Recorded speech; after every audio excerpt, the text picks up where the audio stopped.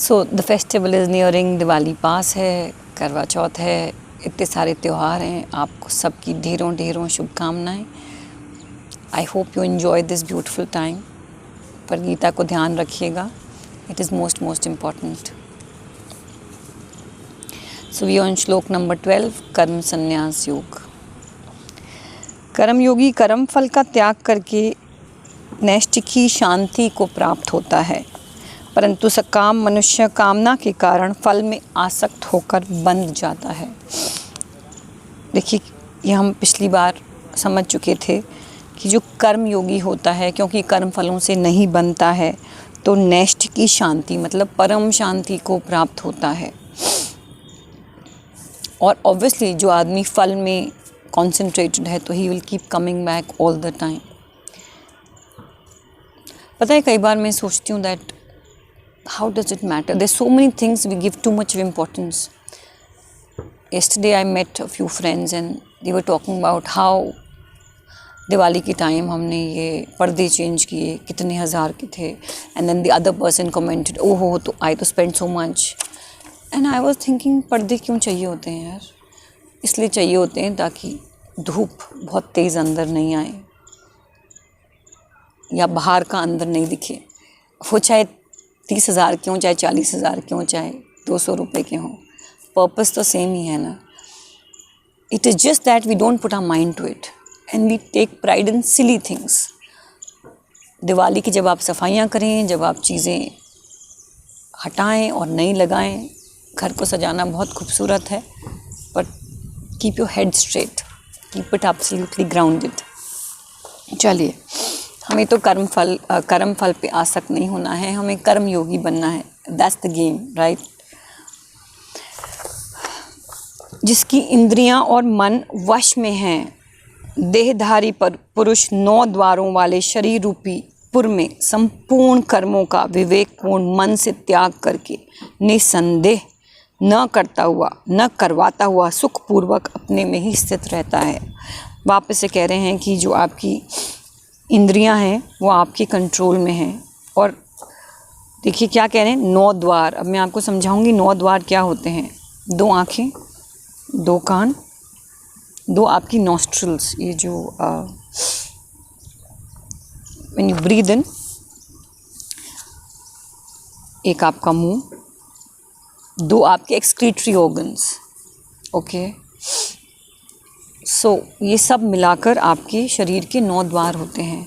तो कहते हैं कि इन 9 द्वारों से जब आप कर्म करते हो और फलों में आसक्त नहीं होते हो और आप उनको अपने आप को कंट्रोल नहीं करने देते हो, तो अपने अंतःकरण को शुद्ध करके अपने मन में त्याग की भावना लाकर बिना संदेह के जो कर्म योगी होता है वो सुखपूर्वक खुशी से अपने ही स्वरूप में रहता है। परमेश्वर मनुष्यों के न कर्तापन की, न कर्मों की और न कर्म फल की के साथ संयोग की रचना करते हैं, किंतु स्वभाव ही बरत रहा है। देखिए क्या कह रहे हैं कि आपकी जो कर्म फल हैं आपको वो तो भोगने ही पड़ेंगे। और क्या होता है कि आप जब इस धरती पर जन्म लेते हैं अपने पुराने कर्म संस्कारों के साथ पैदा होते हैं, तो there is a certain part of you जिसके कारण वो आपका स्वभाव बन जाता है। कहते हैं ना, ओ माय गॉड, ये इंसान तो स्वभाव के साथ आया है। वो स्वभाव के साथ इसलिए आया है बिकॉज उसके पुराने जन्मों का कर्म संस्कार उसके साथ आया है। कहते हैं जब मरते हैं आप कुछ भी साथ नहीं लेके जाते हो, कुछ नहीं, पर वो आत्मा में वो सॉफ्टवेयर होता है जिसके अंदर ये सारी फीडिंग होती है कि आपने पुराने जन्मों में क्या सही किया, क्या गलत किया, क्योंकि अगले हर जन्म में आपको उनका फल तो भोगना ही पड़ेगा। सर्वव्यापी परमात्मा न किसी के पाप कर्म को और न शुभ कर्म को ही ग्रहण करता है। अज्ञान से ज्ञान ढका हुआ है, सभी उसी से सब जीव मोहित हो रहे हैं। कह रहे हैं भगवान न तो आपके कोई बुरे काम को वो ग्रहण करते हैं, ना आपके अच्छे काम को वो ग्रहण करते हैं।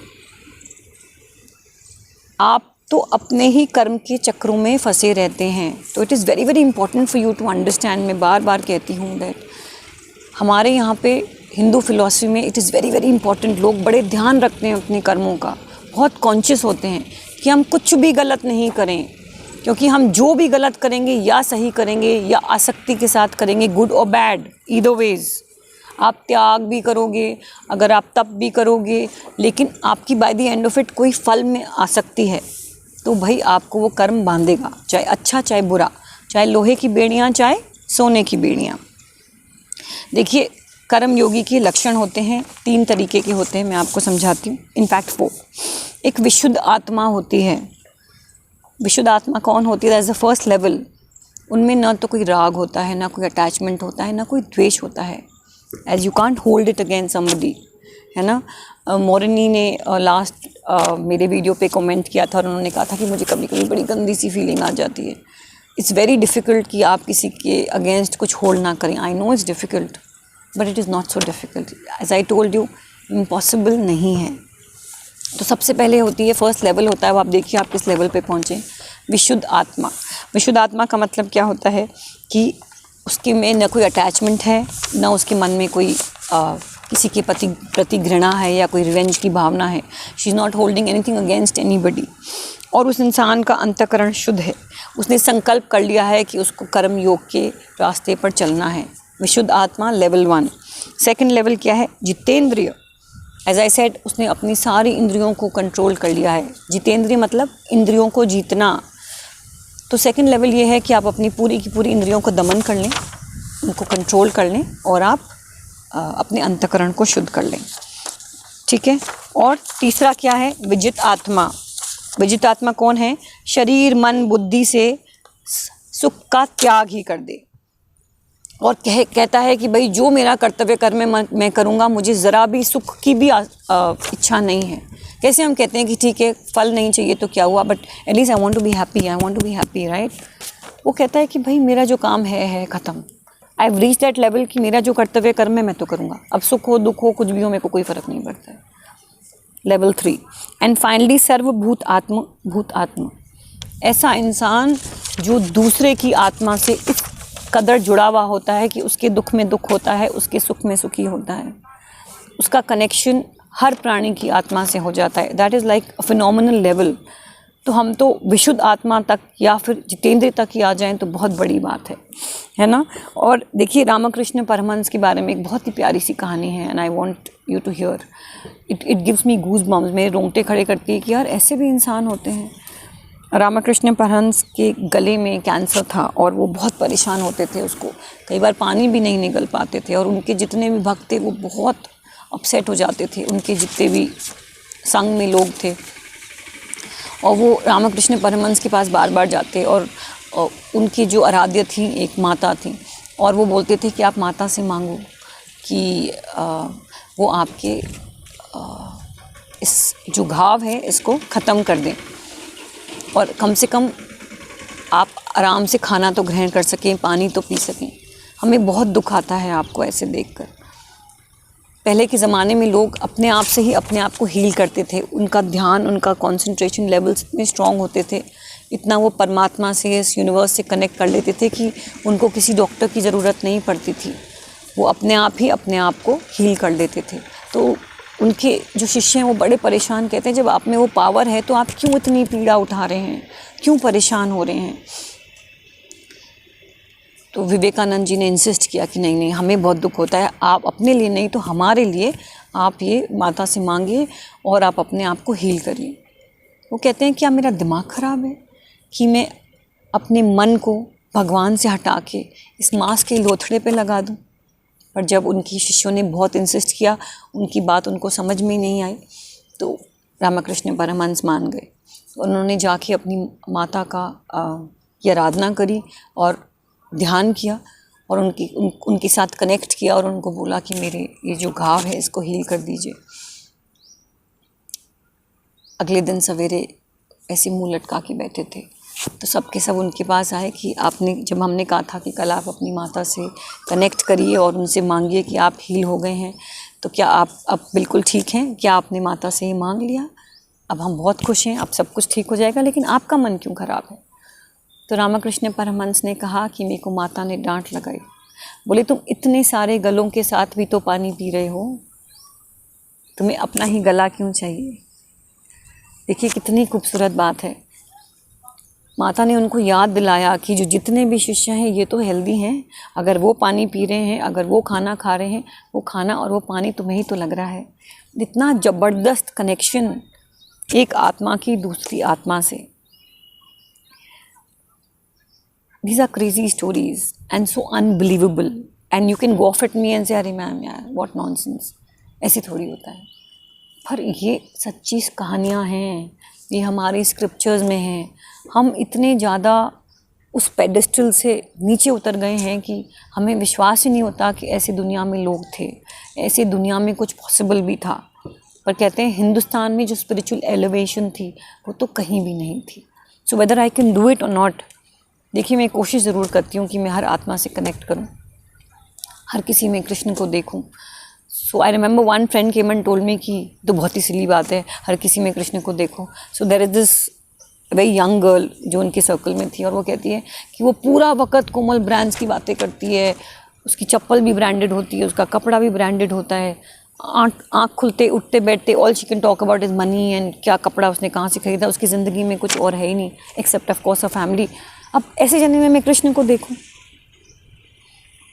तो आई रिमेंबर टेलिंग है, और मैं आपको भी बोल रही हूँ, ठीक है कुछ लोग हमें बिल्कुल भी समझ में नहीं आते, लेकिन जब आप उनको उसमें कृष्ण या कृष्ण का सौंदर्य अंश या कृष्ण को जैसे भी देखें तो कम से कम आप उनसे चिढ़ेंगे नहीं, आपको उन पर गुस्सा नहीं आएगा, आप उनसे इरिटेट नहीं होंगे। वो सामने आके 100 बातें करें आपसे ब्रांड्स के बारे में और anything that you don't agree with, you will not pounce on him because आप कहते हैं भाई सामने तो कृष्ण बैठा है। अब ठीक है आज बैकी बातें कर रहे हैं, सो बी इट, है ना। चलिए, so we will try and achieve that beautiful level of peace, of happiness, of अंतःकरण की शुद्धि।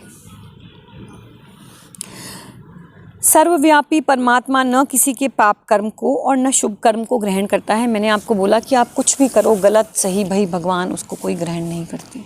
ये तो आप ही की कर्म है और आप ही का कर्म फल है। परंतु जिन्होंने अपने जिस ज्ञान के द्वारा इस अज्ञान का नाश कर दिया है, हे सिंह ये तो ठीक है, लेकिन अगर आपको ज्ञान प्राप्त हो गया है और अगर आपने इस अज्ञान को नाश कर दिया है, उनका वह ज्ञान सूर्य की तरह परमात्मा को प्रकाशित कर देता है। देखिए कितना खूबसूरत है कि बिकॉज़ आप अज्ञान से आपका पूरा का पूरा विवेक ढका हुआ है, आपको सही क्या है गलत क्या है ये समझ में ही नहीं आता है, तो जो ज्ञान होता है आपकी ज़िंदगी में सूर्य की तरह चमकता है और आपके परमात्मा तत्व को प्रकाशित कर देता है। जो छुपा हुआ है अंधेरे में उसको उजाले में आ जाता है और आपका कनेक्शन उस भगवान से डेवलप हो जाता है। और फिर आप क्या करते हैं, आप अपने कर्म के फलों को बहुत खूबसूरती से निभा जाते हैं। आपने जो गलत कर्म किए वो समय भी आप बहुत सुंदरता से निकाल देते हैं। I hope you enjoyed this small little session that I've done here. At times बहुत अच्छा भाव आता है और मैं बहुत ज़्यादा बोल जाती हूँ। There are times when I get so overwhelmed that I don't know what to say next. So this is just one of those days that I want to stop here and मैं चाहती हूँ कि ये जो मैंने आपको philosophy समझाई है इसको आप सोक इन करें, सोचें कि आपको किस लेवल पे पहुँचना है, संकल्प लें, बिकॉज संकल्प की शक्ति से बढ़कर तो कुछ भी नहीं है। आप संकल्प लें कि मुझे एक कर्म योगी बनना है, मुझे खुश रहना है, मुझे उस खुशी से अटैचमेंट भी हटाना है। Try and reach that beautiful level of happiness, परम शांति। और देखिए क्या होता है, परम शांति is just a word unless you don't experience it. अब मैंने जब इस लेवल पे नहीं थी मैं, और मैं बहुत सारे लोगों से मिलती थी और बहुत सारे स्पिरिचुअल डिस्कोर्सेस सुनती थी, सब बड़ी बड़ी परम शांति की बातें करते थे, ऐसे व्हाट नॉनसेंस है, इसी तो मैंने कभी ध्यान ही नहीं दिया। But when I experience it, when I am happy always, when nothing bothers me, और मैं कंपेयर करती हूँ अपनी ज़िंदगी को तब कि मैं कितना इरिटेट होती थी, कितना रोती थी, कितना चिल्लाती थी, पूरा दिन इरिटेशन में निकाल देती थी। And now when I am completely at peace, I understand the meaning of परम शांति and I have understood very clearly how to achieve it. And that is how I am reaching out to you. So have a beautiful day. आपकी ज़िंदगी में भी बहुत सारी शांति हो, बहुत सारी खुशी हो, इसकी मैं मंगल कामना करती हूँ. Take care and have an amazing day.